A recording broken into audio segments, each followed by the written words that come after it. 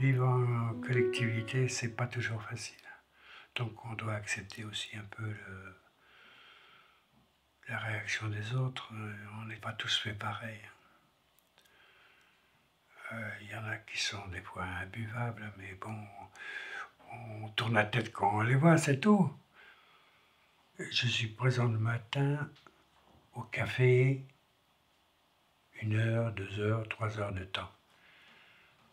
Mais j'ai mes activités aussi, donc je me mets un peu en retrait.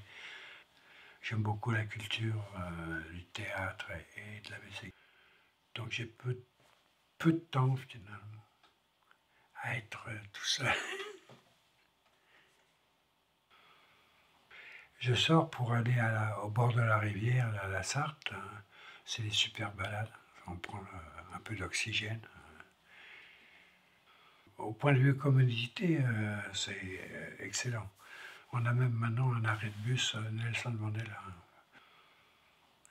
Et je me sens très bien ici, pour la bonne raison que j'ai mes occupations. Je ne suis pas resté toute la journée uniquement à penser qu'est-ce que je vais faire demain. J'ai mes activités en tant que délégué. Je m'occupe d'une association humanitaire pour le Centrafrique. Donc, ouais, je me sens bien.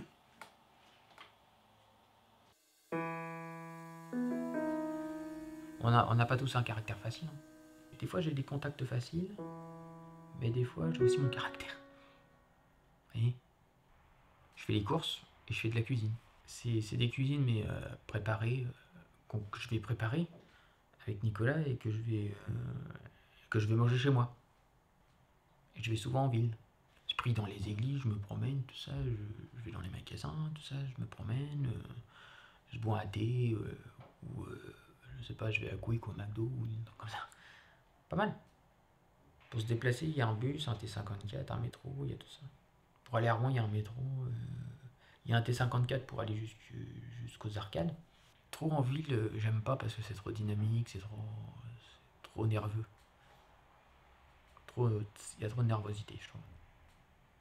Ça me stresserait. Et on aime bien aussi se retirer un peu de temps en temps. Être un peu seul. Ça fait du bien aussi.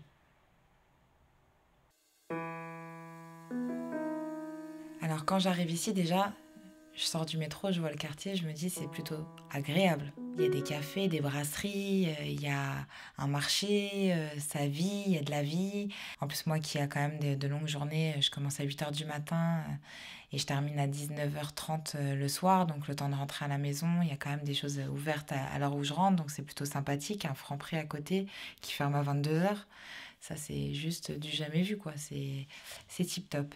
J'aime beaucoup, beaucoup, beaucoup où la résidence est implantée. Les voisins sont corrects pour la plupart. Franchement, c'est ambiance jeune, mais à la fois, voilà, chacun fait sa petite vie. C'est agréable. J'ai pas vraiment consacré de temps, on va dire, à mon voisinage. Parce que je rentre le soir, il est tard, j'ai faim, j'ai envie d'une chose, c'est de me reposer. C'est vrai que par contre, si on a besoin de quoi que ce soit, on peut frapper aux portes, il n'y a pas de souci. J'ai pas de souvenirs particuliers ou de grandes amitiés qui se sont créées ici. Mais de belles rencontres, ouais. Alors, habiter. On a parlé tout à l'heure des transports. On parle aussi du rythme de vie, avec ce jeune homme qui trouve que c'est trop dynamique, et cette jeune femme qui trouve au contraire que c'est bien que ce soit vivant. Habiter, pour mettre un peu en perspective au-delà de ces 3 témoignages, Jean-Claude Drian. Ces 3 témoignages, encore une fois, ils sont très parlants, hein, parce que à tous égards, à toutes les échelles, encore une fois, j'ai encore faire le géographe. Hein, d'abord, ils parlent tous de transport, voilà, les 3. Et puis, ils parlent tous de leur rapport aux autres. Il y en a qui sont imbuvables. Moi-même, j'ai mauvais caractère. C'est sympa, c'est jeune. On se croise, on se dit bonjour.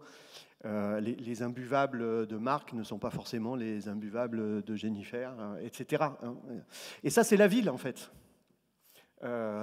Encore une fois, cette diversité, c'est la ville. C'est ça qu'on appelle une ville, en fait. C'est ça qu'on appelle aussi, pour ça qu'on a ce terme d'urbanité. hein, qui est un terme qui dit à la fois l'objet physique, spatial, et puis surtout les relations entre les gens dans la ville, avec des aspirations extrêmement différentes. Entre l'aspiration pour le dynamisme des commerces, c'est ouvert tard, il y a du monde, et puis je préfère être au calme, la nature. Bon. Tout ça aussi, c'est la ville, hein, et c'est sa diversité. C'est pour ça qu'on utilise deux mots, hein, qu'on parle de logement et d'habitat, et que très souvent on les utilise comme synonymes. C'est très très pratique quand on a un truc à écrire, hein, parce que ça évite les répétitions. Mais en fait, il faut vraiment prendre au sérieux la différence entre les deux termes, hein, parce qu'on a d'un côté le toit, la protection, la vie familiale, l'intimité, et aussi d'un point de vue moins positif, la solitude à l'intérieur du logement.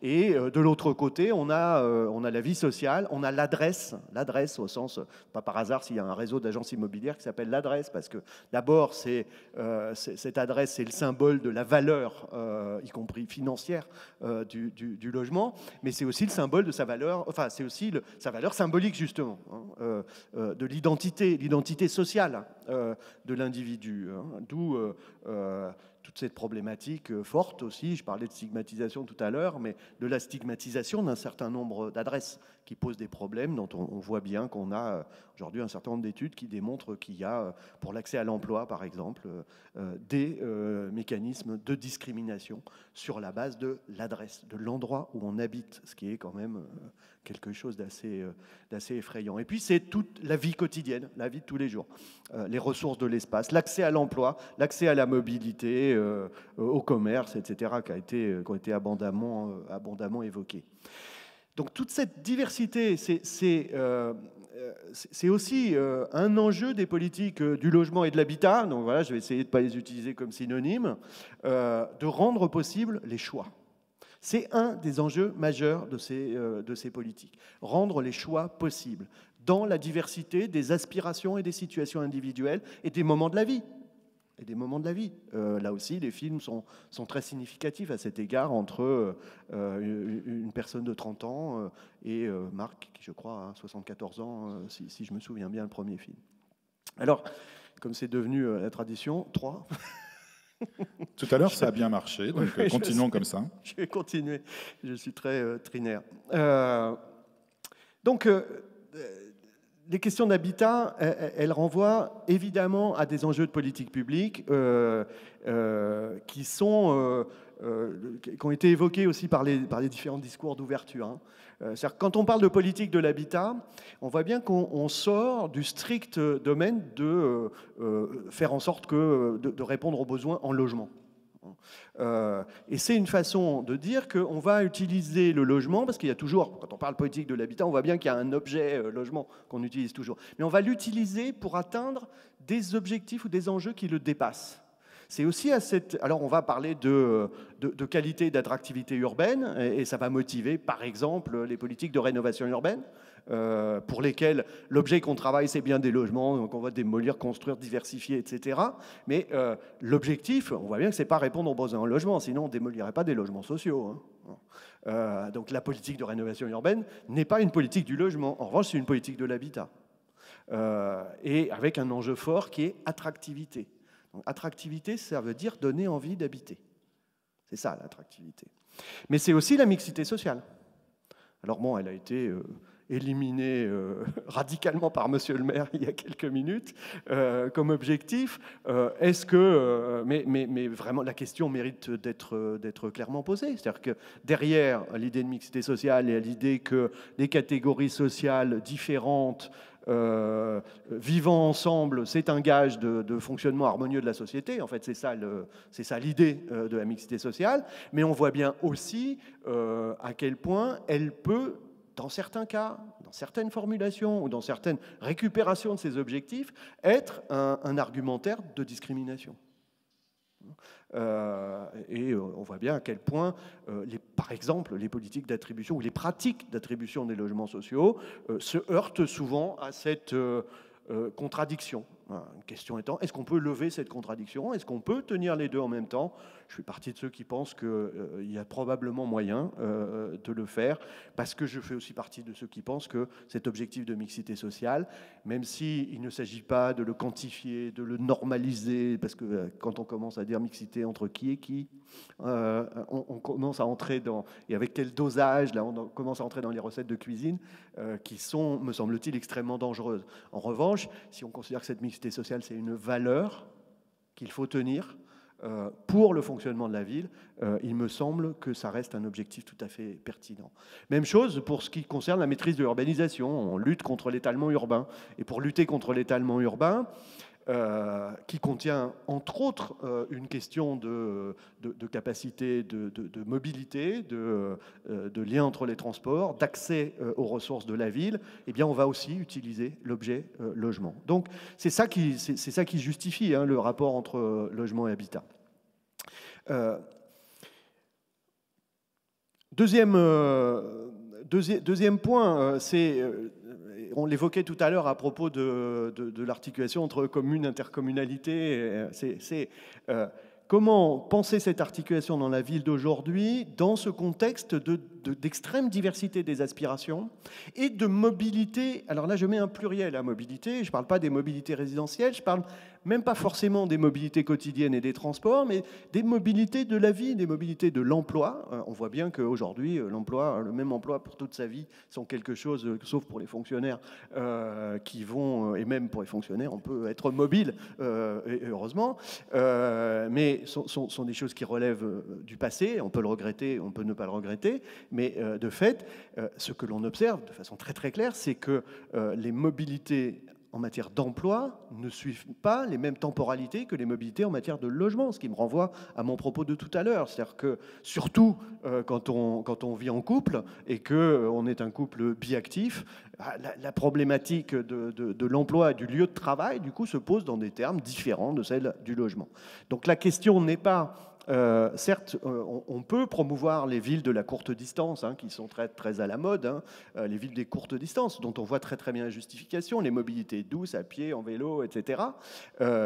Mais ça fonctionne pour un certain nombre de questions de proximité, mais ça ne fonctionne pas pour une large part des activités quotidiennes ou de l'emploi. On voit aussi qu'une partie de nos mobilités se font finalement en étant immobiles. Elles se font par Internet, elles se font par les réseaux sociaux, par tout un tas d'autres ressources qui favorisent des mobilités et des relations, aussi des relations sociales, qui n'exigent pas forcément la proximité physique. Donc, il faut tenir ensemble cette proximité, évidemment indispensable, le contact avec un travailleur social. Ça exige une proximité. Ça ne peut se faire que par la proximité. Avec l'accessibilité, qui sont vraiment deux questions différentes. Et les enjeux de la vie d'aujourd'hui, c'est de rendre possible un accès aux ressources urbaines dans leur diversité, dans la diversité des aspirations. Et donc, avec la ville des courtes distances, il y a aussi la ville des déplacements faciles. La ville de l'accessibilité. Et l'accessibilité, ce n'est pas forcément la courte distance. Mais ça, c'est vraiment l'enjeu d'une articulation forte entre politique du logement et politique du transport, des mobilités en général, parce qu'on peut sortir aussi du strict carcan transport public, bus, métro. Troisième et dernier point, ça renvoie là aussi aux politiques locales et aux liens entre les politiques locales et pour votre domaine d'activité, les liens entre ces politiques locales, les politiques urbaines, l'implantation des foyers, des résidences, dans les deux sens, c'est-à-dire leur localisation en ville ou leur localisation, la station Nelson Mandela. Ça, c'est un symbole. La résidence Nelson Mandela, la station Nelson Mandela, je pense que c'est vraiment un symbole très fort qui ressort du film. Elle est en ville ou elle n'est pas en ville, mais en tout cas, elle donne l'accès aux ressources de la ville, quelles qu'elles soient, culturelles, emploi, parce que quand même, une des ressources majeures de la ville, pour ceux qui sont en âge de travailler, c'est l'emploi. Et ça, c'est fondamental. On y reviendra aussi un petit peu tout à l'heure. Et c'est l'ouverture aussi de ces foyers, de ces résidences, mais là, vous en avez beaucoup plus que moi pour en parler. C'est leur ouverture sur leur environnement, qui est, me semble-t-il, aussi une question majeure et qui a à voir avec cette problématique d'habiter. Merci pour cette mise en perspective. Des réactions, des questions. Je vois une main là, vous êtes juste en face de moi, je ne peux pas louper. Pierre-Marc court dans l'escalier pour vous apporter le micro.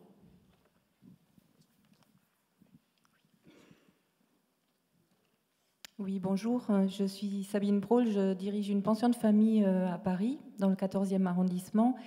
J'ai envie de réagir en apportant un témoignage qui va expliquer comment est né notre projet. Et ça s'inscrit totalement dans une observation de l'urbanisme. Là, j'aimerais apporter comme complément la notion de la participation des habitants.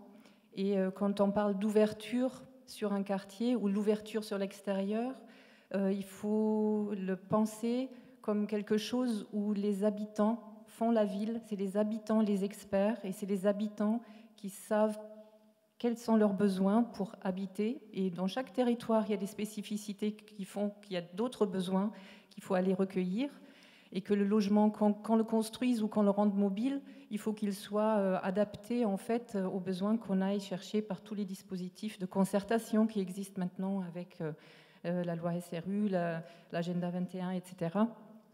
Le projet que nous avons créé, un groupe d'habitants dans un quartier, c'est un projet qui a émergé directement. Vous évoquiez tout à l'heure la crise du logement qui a commencé, la prise de conscience au début des années 2000.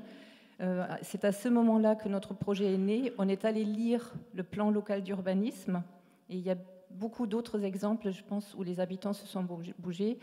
Et on a essayé de dire à la mairie nos besoins qu'on a constatés avec une étude sur la mixité, où est-ce que c'est trop dense, la trop de proximité dans les villes trop denses, ça crée aussi finalement une distance sociale, et cette distance sociale, on en souffre.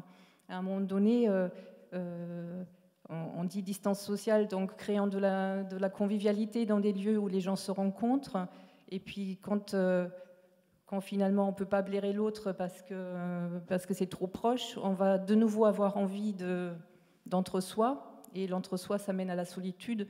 Donc pour apporter là l'idée que... Et je perds mon fil. Que les habitants sont pas mal placés pour, pas mal placés pour avoir des idées là-dessus. Tout à fait. Et je dirais une autre fois l'idée sur laquelle je voulais conclure. Merci Sabine. Si oui. Ça vous revient, vous reprenez la parole tout à l'heure. Une autre réaction peut-être ? Réaction ou question sur ces thèmes de l'habitat ? J'essaye de gagner un peu de temps pendant que Jean-Claude Drillon prépare sa réponse, mais ça y est, vous êtes prêts ? Oui.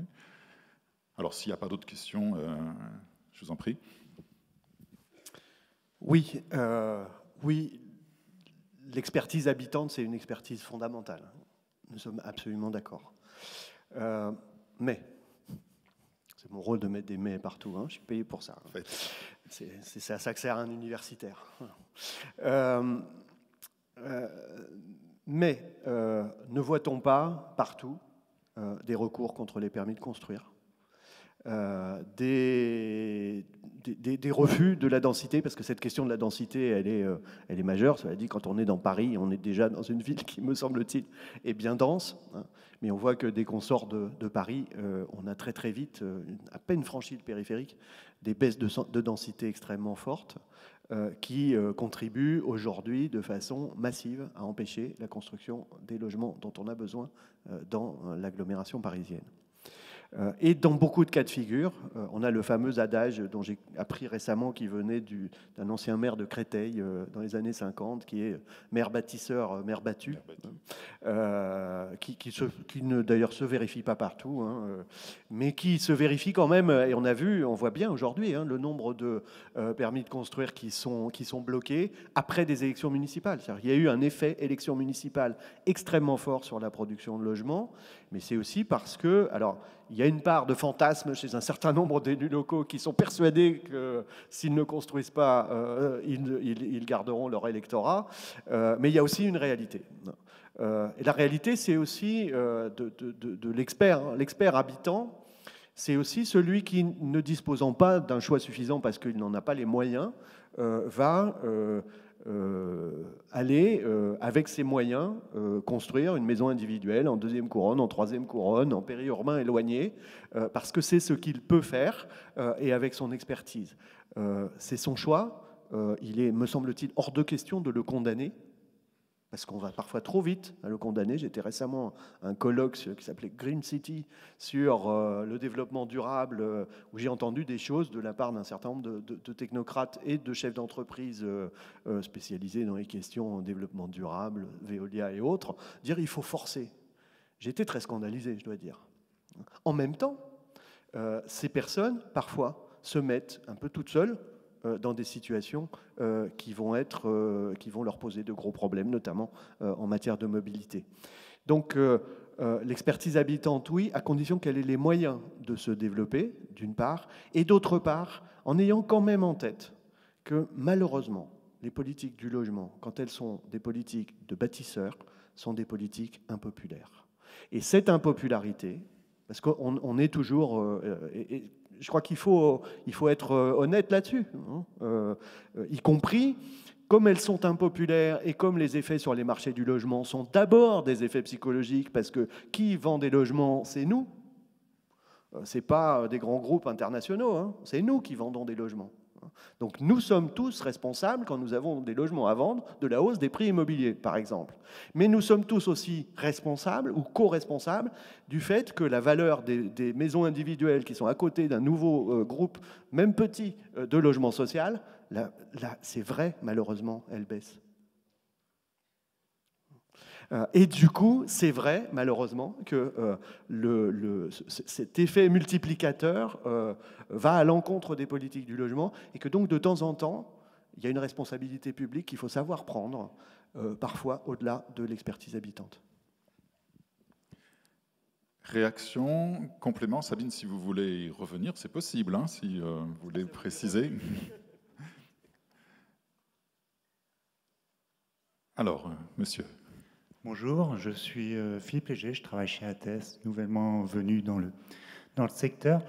Ce que vous nous avez décrit, finalement, ça serait l'étude qu'il faudrait faire avant toute construction de logement.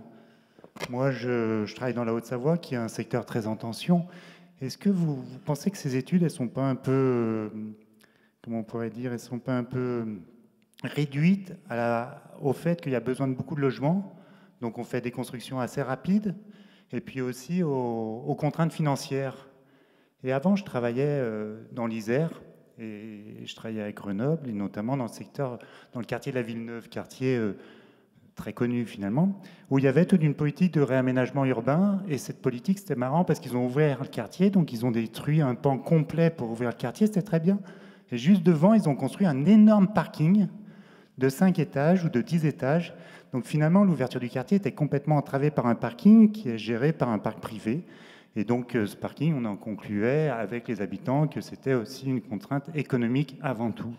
Est-ce que vous ne pensez pas que dans les secteurs en tension, on fait des logements avec des contraintes économiques qui sont quel foncier, sur quoi on va, et puis aussi des logements qui sont finalement des logements pas chers ou peu chers, mais surtout soumis à des contraintes effectivement économiques, je redis, au détriment peut-être des réels besoins. Voilà, c'est ma question. Alors peut-on l'élargir au PLH et au rôle des PLH intercommunaux ? Il y a beaucoup de choses dans la question, ce n'est pas une question. Bon, d'abord, je vais faire du lobbying de gens qui font de l'étude et de la recherche. Je restais pour les parkings. Non, l'étude, c'est jamais cher. Le prix d'une étude, comparer le prix d'une étude et le prix de la construction d'un logement.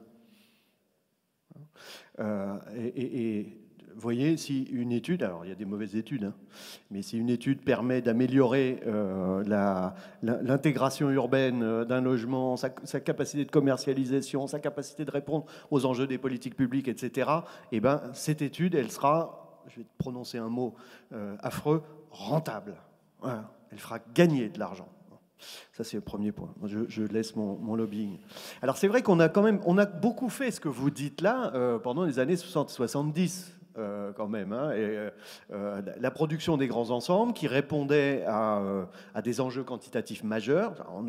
N'oublions surtout pas que quand au milieu des années 50, là, on avait un déficit absolument majeur en France et que cette production des grands ensembles, elle a assez largement conduit à résorber ce déficit et en plus à apporter du logement de qualité confortable. Hein. Je dis toujours, en 1970, en France, 1 logement sur 2 n'a pas les WC et une baignoire ou une douche à l'intérieur. 1 sur 2. Et ce sont les grands ensembles qui ont amorcé la pompe de l'introduction de la salle de bain dans ce pays. Donc rendons-leur hommage. Cela étant, c'est vrai qu'un de leurs défauts, c'est peut-être d'avoir arrêté un peu brutalement leur production au début des années 70, 73, la circulaire Guichard qui arrête la production de grands ensembles. Donc les projets immobiliers ont continué évidemment à aller à leur terme, mais tout ce qui devait les accompagner, les équipements, les transports, etc., en revanche, pas tous, pas partout, hein, heureusement, un certain nombre de lieux, ils ont été amenés, mais ils ne l'ont pas toujours été. Je crois qu'aujourd'hui, on est quand même dans des logiques un peu différentes.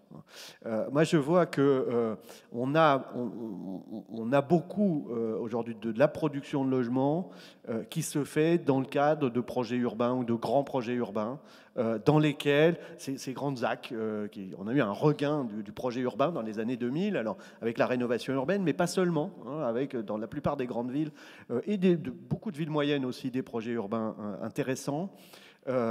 Qui sont généralement quand même conçus dans une perspective globale. Une des illustrations majeures de cette perspective globale, c'est le tramway.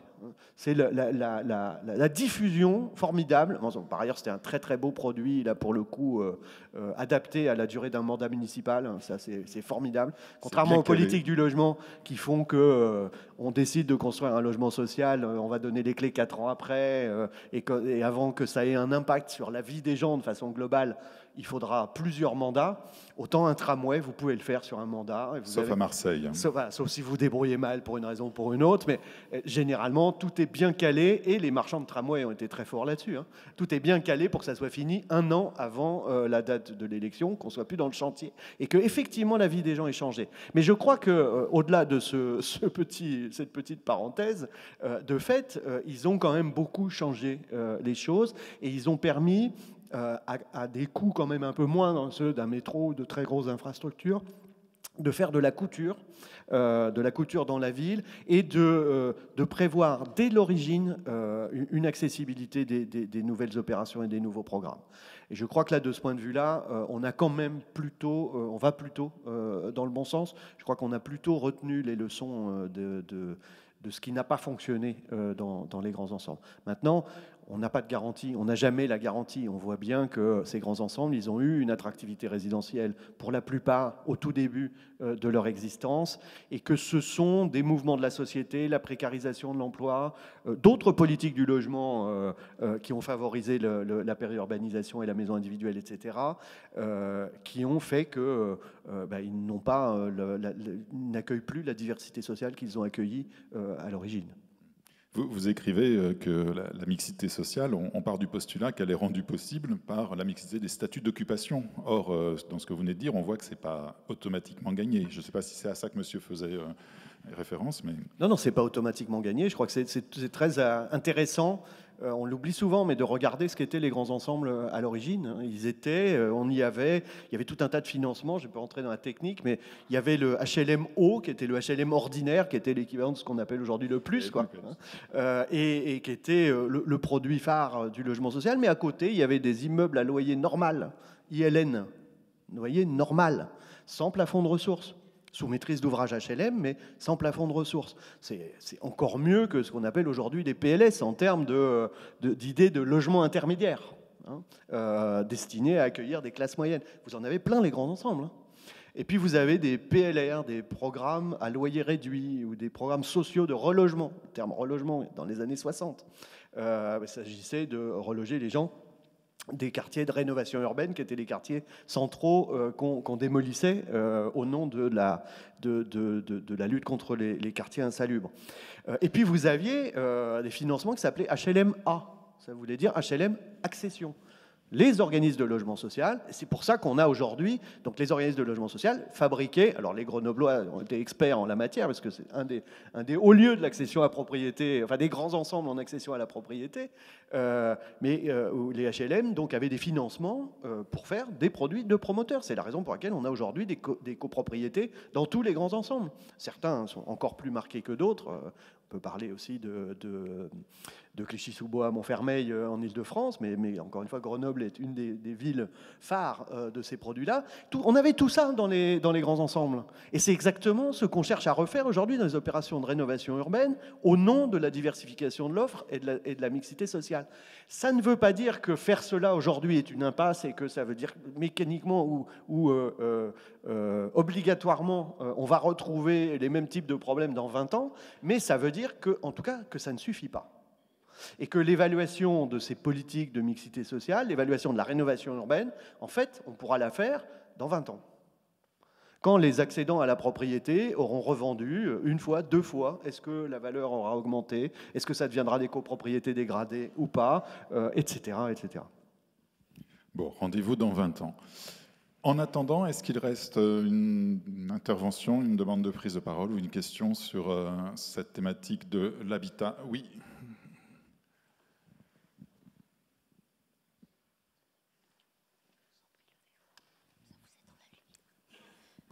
Bonjour, je viens de Toulouse, je suis coordinatrice sur une maison relais pension de famille. À Toulouse actuellement, c'est la question du logement accompagné, elle est présente. L'interrogation avec le lien habitat-offre de logement accompagné.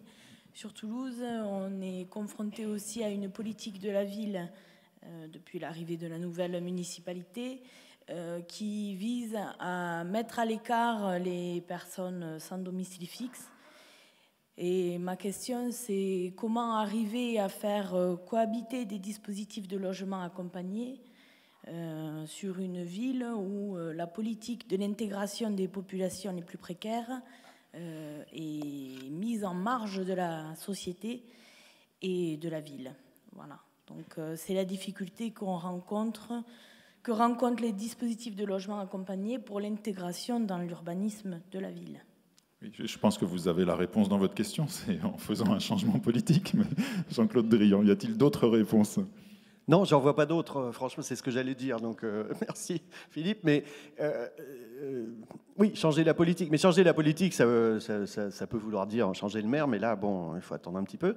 Mais ça peut vouloir dire aussi mettre en relief les contradictions d'une politique comme celle-là. C'est-à-dire que on voit bien, et c'est souvent le cas quand on a eu un changement de majorité ici ou là, quelle que soit l'échelle, on part avec des visions parfois assez radicales, parfois idéologiques, etc., et que la réalité va mettre devant ces contradictions au fur et à mesure. Donc je pense qu'il faut aussi espérer que ces contradictions vont se voir, que les problèmes que va susciter cette mise à l'écart vont se voir, y compris parce que la mise à l'écart, au bout d'un certain temps, ça peut générer de la violence. Mais je crois que là-dessus, on a un exemple qui sont les 20% de logements sociaux. Le nombre de maires qui, initialement, et de députés, de sénateurs, de ceci et de cela, qui se sont braqués contre cette idée d'obligation de mettre un minimum de 20% de logements sociaux dans les communes urbaines, les fameux articles 55 de la loi SRU, on voit que finalement, c'est principalement de la pédagogie qui a fait changer les choses. Et cette pédagogie, elle a marché. Moi, je suis aussi un fervent partisan, même si parfois ça pose des problèmes, parce que parfois c'est pas faisable, parfois parce que c'est très compliqué, etc. Et que passer à 25, ça renforce les difficultés. Mais le rôle pédagogique chez un certain nombre de maires, de compréhension de à quoi servait le logement social, a fait que progressivement, et ça n'a pas pris 20 ans, ça a été quand même un peu plus rapide que ça s'est fait pendant des mandats municipaux, qui ont compris l'intérêt qu'ils avaient à avoir des logements sociaux sur leur territoire, je crois, montre que la pédagogie, ça joue. Ça, c'est aussi notre rôle, je dis notre au sens très large, les consultants, les services des collectivités territoriales, les acteurs, les opérateurs que vous êtes sur vos territoires, c'est de faire de la pédagogie. Et sur le domaine du logement, qui est éminemment compliqué, la pédagogie est absolument fondamentale. Merci. On va lancer le troisième sujet sur les trajectoires résidentielles et on revient après pour en discuter.